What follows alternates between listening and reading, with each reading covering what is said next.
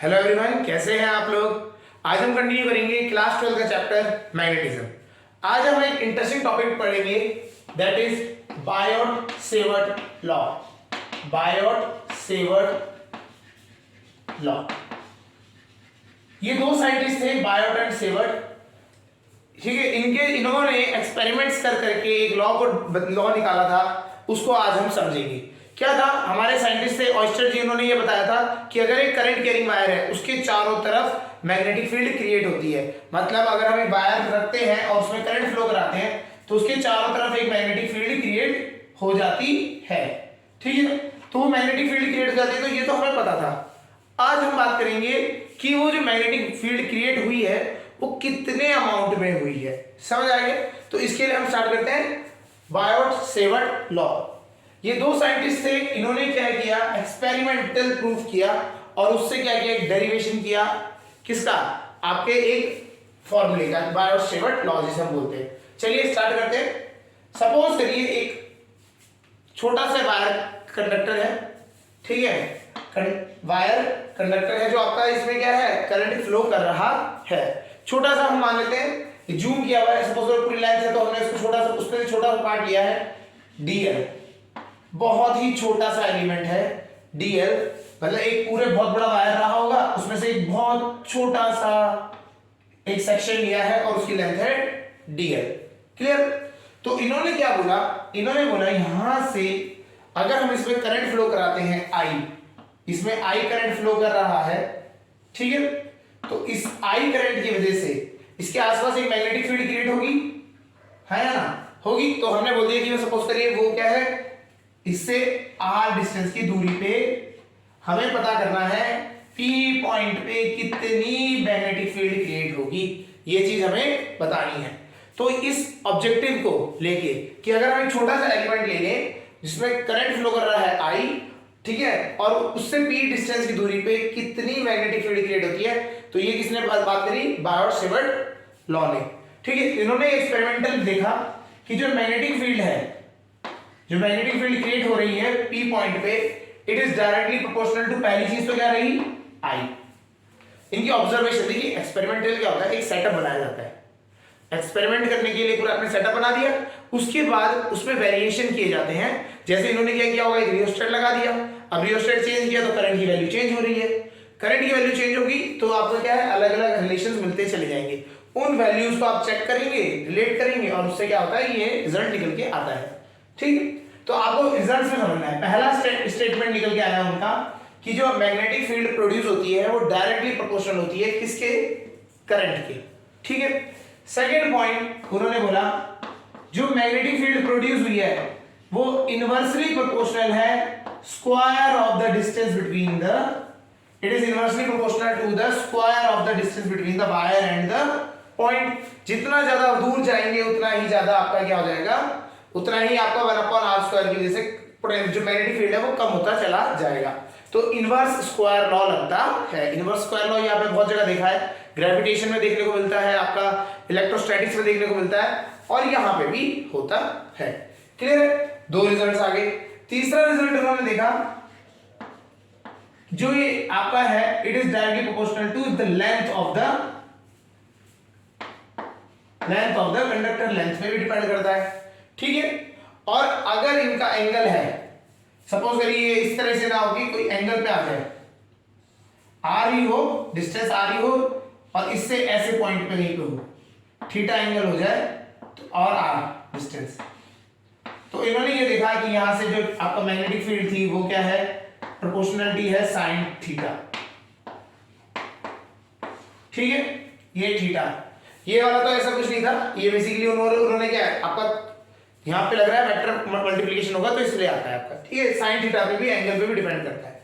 ठीक है, तो आपके ये चार ऑब्जर्वेशन थे, तो इन चारों ऑब्जर्वेशन को एक साथ क्लब किया जाएगा तो क्या बन जाएगा, dB magnetic field due to a small element is equal to, क्या आया, directly proportional to, equal to तो बाद में करेंगे, पहले डायरेक्टली प्रोपोर्शनल टू आई, ठीक है, into DL upon R square, I into DL R square और sine theta, I DL sine theta upon R square. ये बात भी मैग्नीट्यूड वाइज बात कर रहे थे, ठीक है, क्लियर। ये आपका इसमें हो गया। अब इसमें बात आती है प्रोपोर्शनलिटी का साइन हटाएंगे, तो प्रोपोर्शनलिटी का साइन हटाते ही आपका फाइनल रिजल्ट आ जाता है dv is equal to, proportionality हटाएंगे तो कांस्टेंट आएगा म्यू नॉट अपॉन 4 पाई, इसका कांस्टेंट है idl sin theta, idl sin theta upon r square. ये इनका लॉ था, ठीक है। मैं ये इसकी हम मैग्नीट्यूड की बात कर रहे हैं अभी हम। मैग्नीट्यूड वाइज अगर हम बात करें तो जो मैग्नीट्यूड क्रिएट होता है मैग्नेटिक फील्ड का, it is equal to mu naught upon 4 pi idl sin theta upon r square. तो आपको याद रखना है कि अगर एक छोटा सा एलिमेंट है, छोटा सा एलिमेंट, बड़े पूरी लंबी वायर की बात नहीं कर रहे हैं, छोटे से एलिमेंट की वजह से हम बात करें तो जो उसका मैग्नेटिक फील्ड प्रोड्यूस होगा it will be equal to mu naught upon 4 pi idl sin theta upon r square. Clear, समझ आया। तो यही था आपका बायोट-सेवर्ट लॉ। इसके लिख लेते हैं। तो हमारा जो रिजल्ट आया वो उन्होंने बोला कि हमारा जो एक छोटे एलिमेंट है bb की वजह से अगर हम बात करें उसका मैग्नीट्यूड ये है, तो it will B mu naught upon 4 pi, ये कांस्टेंट आया, mu naught upon 4 pi constant है। म्यू नॉट क्या होता है, permeability of free space, permeability of free space हो गया idl sin theta upon r square. ये तो हो गया आपका इस तरीके से, ठीक है। ये है आपको बायोट-सेवर्ट लॉ। अगर वेक्टर फॉर्म में बात करें तो वेक्टर फॉर्म में dv कितना हो जाएगा, वेक्टर फॉर्म में लिखेंगे तो it is mu naught upon 4 pi idl cross r upon r cube.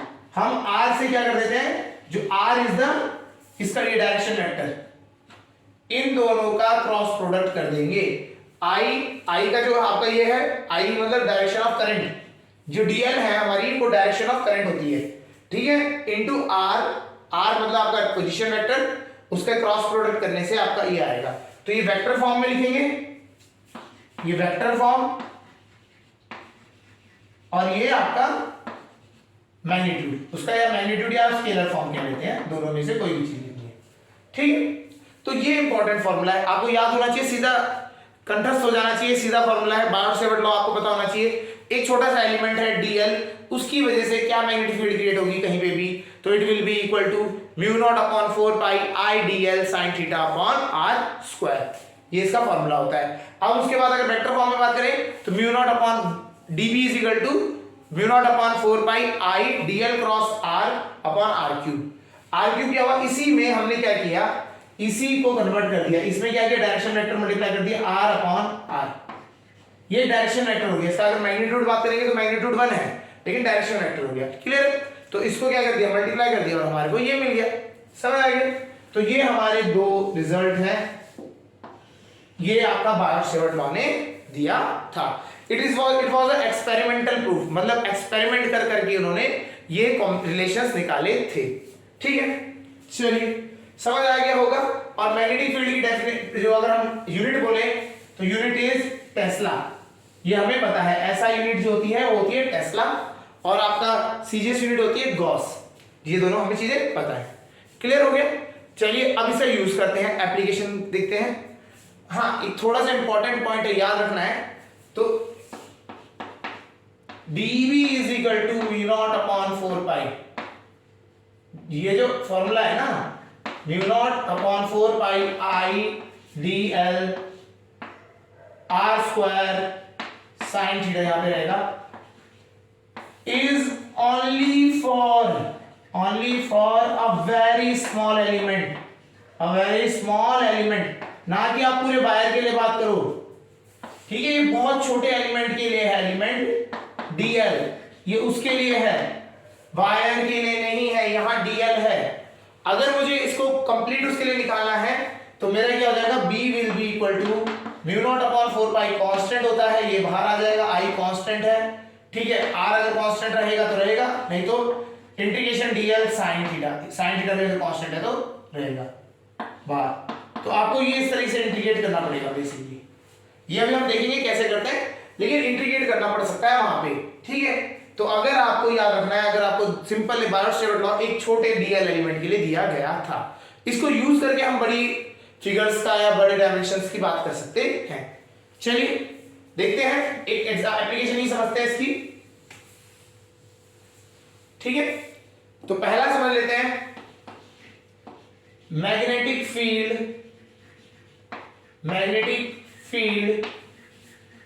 Due to current carrying straight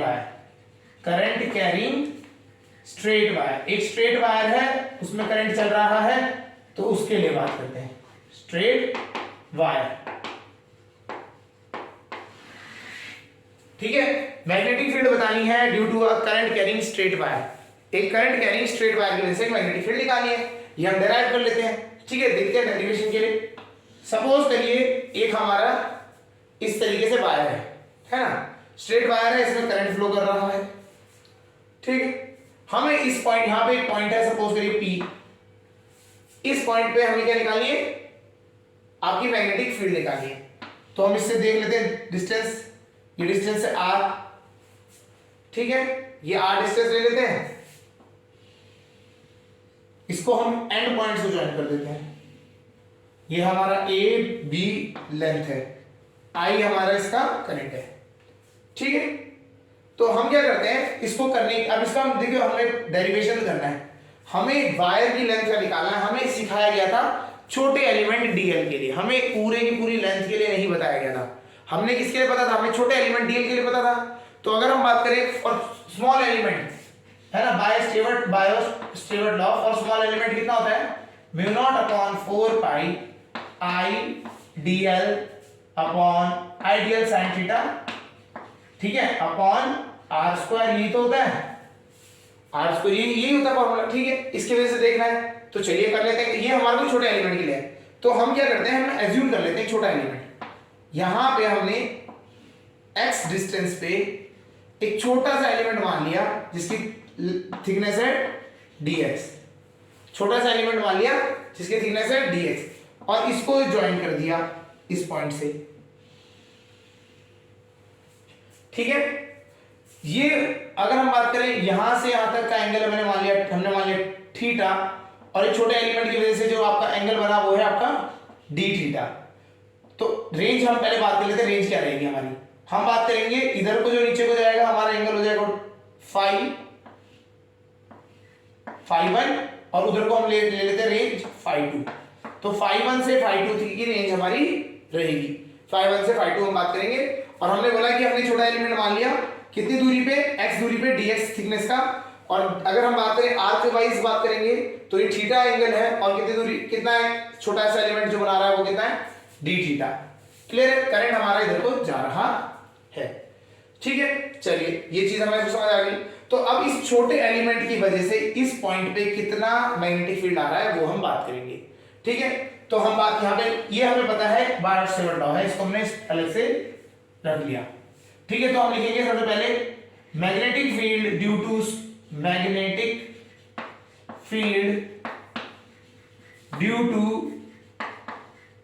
small element, एक छोटा एलिमेंट जो हमने माना है उसकी वजह से मैग्नेटिक फील्ड कितनी होगी। ठीक है, इस dx की लेंथ से अगर हम बात करें तो कितनी होगी, कोई नहीं देख लेते हैं, हमें तो छोटे एलिमेंट का तो पता ही है, dv किसके बराबर होता है, mu naught upon 4 pi, I current जा रहा है, इसमें भी I करंट जा रहा है, dl, L की जगह पे क्या है इस बार, x है, क्या है, x है, लेंथ इस बार dl ना होके dx है। ठीक है, और आता है साइन थीटा। साइन थीटा अगर बात करें इसके साथ भी अगर हम बात करते हैं, यहां से एंगल साइन थीटा, ये साइन थीटा ही रहेगा। ठीक है, क्लियर हो रहा है। बेसिकली ये एंगल क्या होता है, ये जो एंगल होता है आपका डायरेक्शन वेक्टर और उनके बीच का एंगल होता है ना। तो अगर हम बात करें ये इस वाला एंगल हम बात करेंगे तो यहां ये वाला कितना निकल के आ जाएगा आपका, ये थीटा नहीं होगा, इसको एंगल को देखो आप निकालेंगे, हमेशा जो साइन थीटा वाला एंगल होता है, थीटा एंगल होता है हमेशा आपका करंट की डायरेक्शन और रेडियस पोजीशन वेक्टर की डायरेक्शन से के बीच का एंगल, ये वाला एंगल देखते हैं कितना होगा। ठीक है, तो ये 90 डिग्री है, ये थीटा है, तो बाय एक्सटीरियर एंगल प्रॉपर्टी हम बात करेंगे तो ये कितना हो जाएगा, 90 plus theta, sine 90 plus theta, ये हो जाएगा हाँ या ना। sin 90 प्लस थीटा, समझ आ रहा होगा, upon R square. R square अब बताइए यहां से यहां तक की दूरी कितनी है। इस पहले क्या था, अगर यहां से यहां तक की बात करेंगे तो आर था, इस अगर हम ऐसे बात करें तो ये पाइथागोरस थ्योरम लगेगी और ये under root X square plus R square, under root X square plus R square, ये इसका डिस्टेंस है। आर की जगह पे अब क्या आ जाएगा, यहां से यहां तक की दूरी आएगी, तो इसका आ जाएगा under root X square plus R square, इसका होल स्क्वायर, क्योंकि आर स्क्वायर यूज करना है, ठीक है। ये हमारा फॉर्मूला बन गया।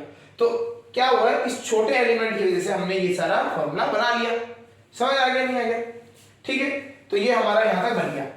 अच्छा अब इसको देखते हैं, सिंप्लीफाई कर देते हैं, तो हमारे यहां से क्या हो गया, dv is equal to mu naught upon 4 pi, ये तो ऐसा ही रहा, i sin 90 plus theta, sin 90 plus theta होता है cos थीटा, तो cos थीटा dx अपॉन ये क्या हो गया, अंडर रूट इसका स्क्वायर हो गया है, ये क्या हो गया, स्क्वायर हो चुका है, क्योंकि अंडर रूट का स्क्वायर होगा तो ये आ जाएगा नीचे X square plus R square, X square plus R square, ये समझ आ गया, ठीक है। अब देखिए, अब यहाँ पे हम समझते हैं, देखिए हमारे पास वेरिएबल कौन से हैं, यहाँ थीटा है, देखो हमारी रेंज क्या है, थीटा ये चेंज हो रहा है, फाई 1 से फाई 2 तक जा रहा है, थीटा चेंज हो रहा है, साथ ही साथ एक्स भी चेंज हो रहा है हमारा, तो हमारे पास दो वेरिएबल है, हमारे को या तो एक्स में काम करना है या तो थीटा में वर्क करना है।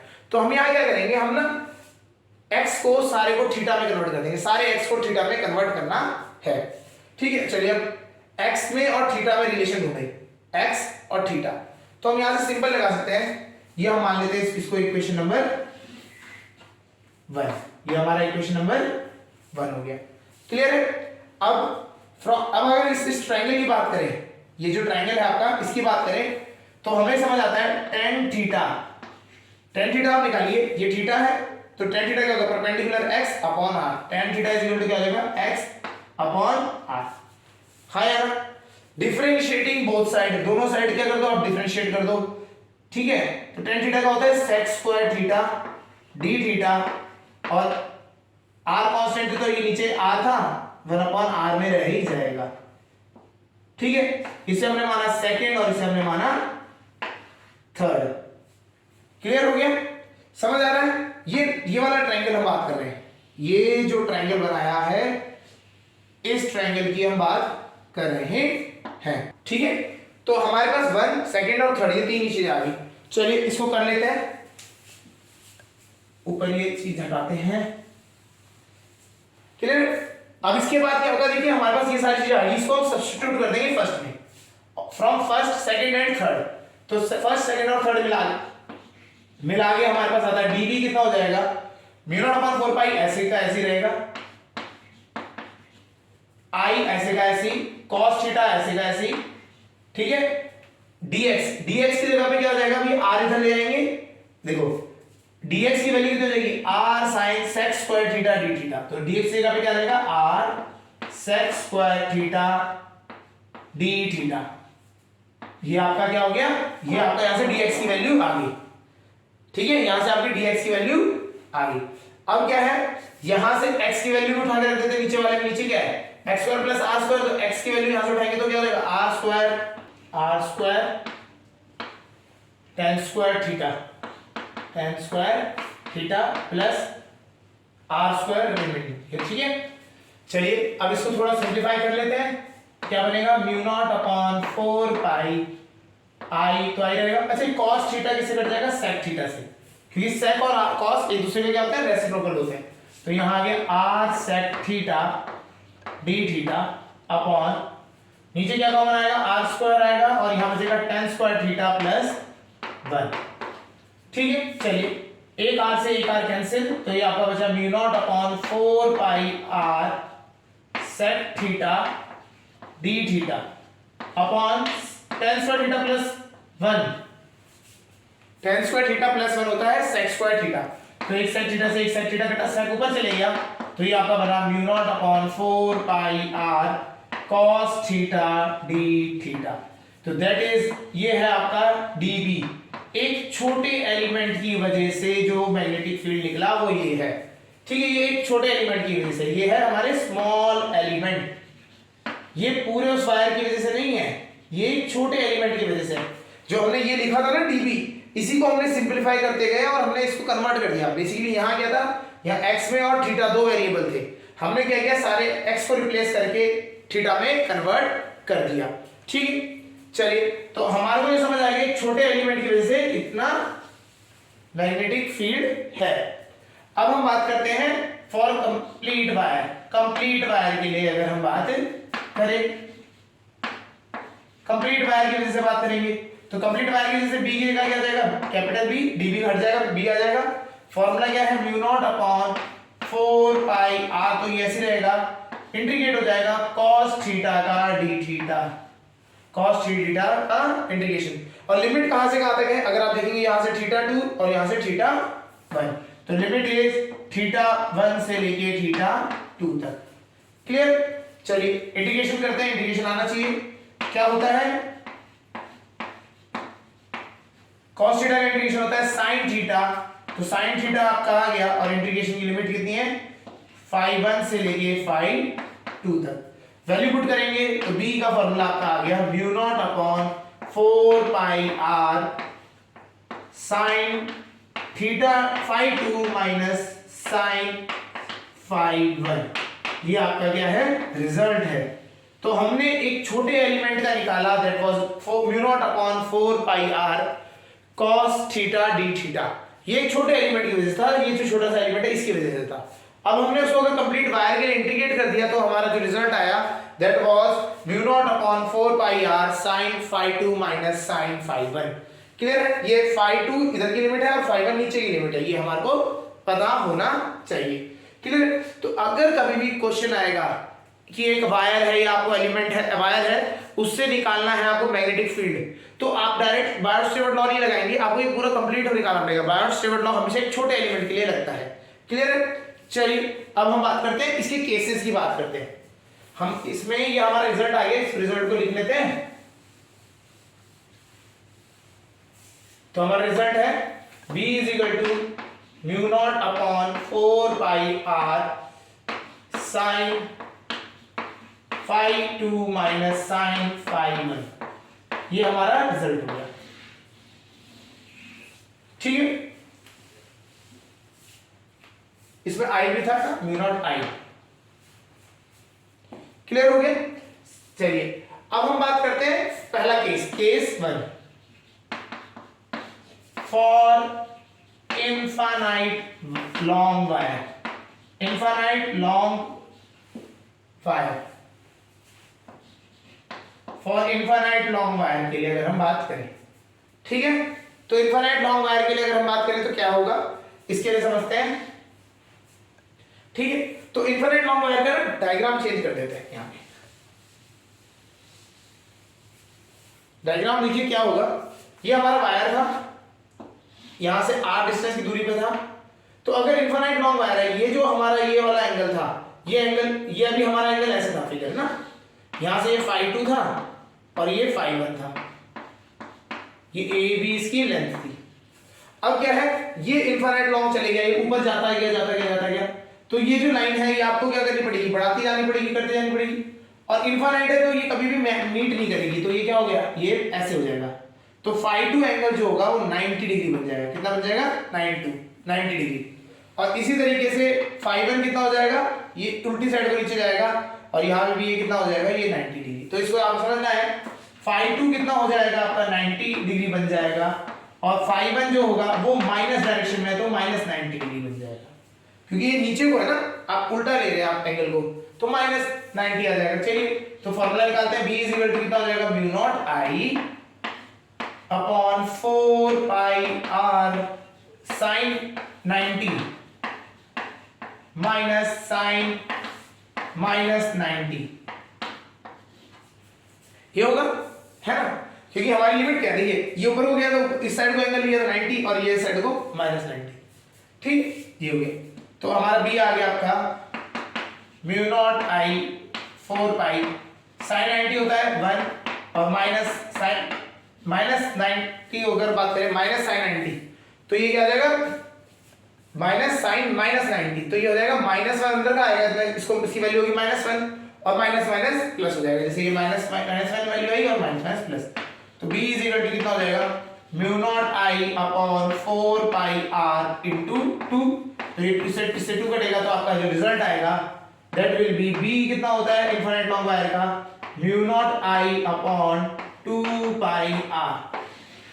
बहुत इंपॉर्टेंट रिजल्ट है, इसको ये याद रखना है, ठीक है। तो ये इंपॉर्टेंट रिजल्ट है, आपके क्वेश्चन ज्यादातर बनते ही इनफाइनाइट लॉन्ग वायर के हैं, तो ये आपको याद होना चाहिए। अगर एक इनफाइनाइट लॉन्ग वायर है तो वो क्या कितनी मैग्नेटिक फील्ड क्रिएट करेगा एट अ डिस्टेंस r, तो डिस्टेंस r पे वो कितनी होगी mu naught I upon 2 pi r। Clear हो गया, समझ आ गया होगा, ठीक है।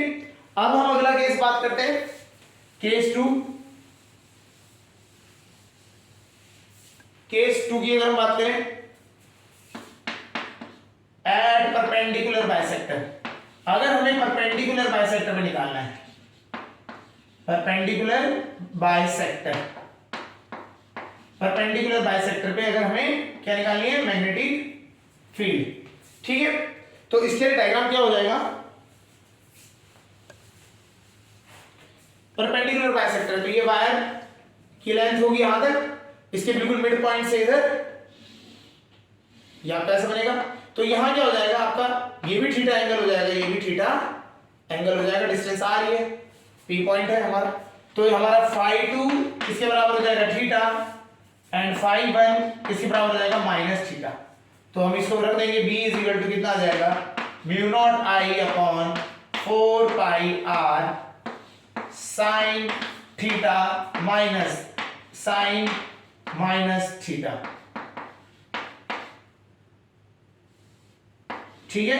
ये इस तरीके से बन गया, और sine minus theta minus sine theta तो माइनस माइनस प्लस हो जाएगा, ये बन जाएगा आपका mu naught I upon 4 pi r, यहां हो जाएगा sine theta plus sine theta, ये हो जाएगा 2 बार साइन थीटा हो जाएगा यहाँ पे, sign theta plus sine theta, ये 2 साइन थीटा हो गया, 2 साइन थीटा से 2 कट जाएगा, तो इसका final result will be b is equal to mu naught I upon 2 pi r sine theta.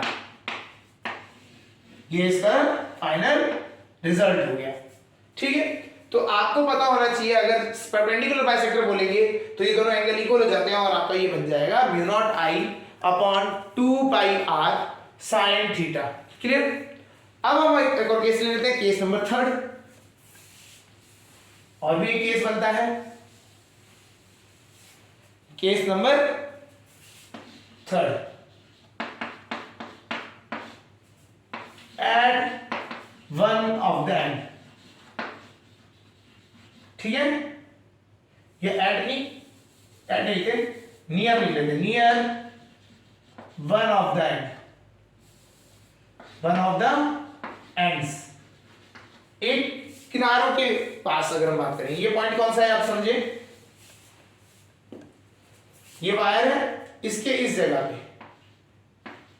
मतलब इस वाले में क्या हो रहा है P पॉइंट, अब खाली यहां पे ये एंगल थीटा है, ये A B, इसका मतलब क्या हुआ है यहाँ पे फाई 2 जो है वो तो हो गया थीटा, और फाई 1 जो है वो हो गया 0 डिग्री, कितना हो गया 0 डिग्री, ये एंगल थीटा बन गया और दूसरा वाला 0 हो गया, तो इसमें क्या हो जाता है b is equal to mu naught I upon, ये जनरल फॉर्मूला है, ठीक है ना, ये जनरल है, ठीक है, आपको जनरल केस है, इससे ही सारे रिजल्ट निकल रहे हैं, तो आपको अगर वो पता होना चाहिए ही चाहिए, ठीक है। अगर कोई केस आ गया ऐसा तो वो पता होगा, तो उससे आप हमेशा कोई भी केस निकाल सकते हैं। साइन एक तो हो गया थीटा और दूसरा हो जाएगा साइन 0, साइन 0 कितना होता है 0 ही होता है, तो उसको रखने की जरूरत नहीं है, इसका कोई सेंस नहीं बनता, तो ये आपका b आ गया mu naught I upon 4 pi r sine theta, तो ये आपका रिजल्ट बन गया। तो यहां पे हमने एक चीज देख ली कि जनरल केस तो ये है हमारा, इसी से अगर हमारा जो भी केस बनेगा उसमें थीटा की वैल्यू चेंज होगी और आपको उससे निकालना पड़ेगा। क्लियर है। तो हमने आज बायोट-सेवर्ट लॉ समझ लिया, क्या होता है बायोट-सेवर्ट लॉ, ये फॉर स्मॉल एलिमेंट के लिए होता है, छोटे एलिमेंट dx के लिए होता है।